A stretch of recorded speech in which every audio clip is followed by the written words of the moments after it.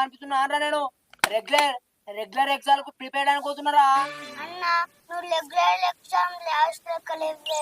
supply exam రాసి లెక్కున్నావు నీకు regular అనట్లేదు సప్లై అనట్లేదు నువ్వు నన్ను అనటం ఆయన అవరా అంగన్ బల్లె చదవటోడా అన్న నా అంగడాల చదివితే టాపర్ ఆలు మొత్తం వచ్చు ఇప్పుడు ఏమంటున్నావు మరి టాపరా ఆలు మొత్తం వచ్చా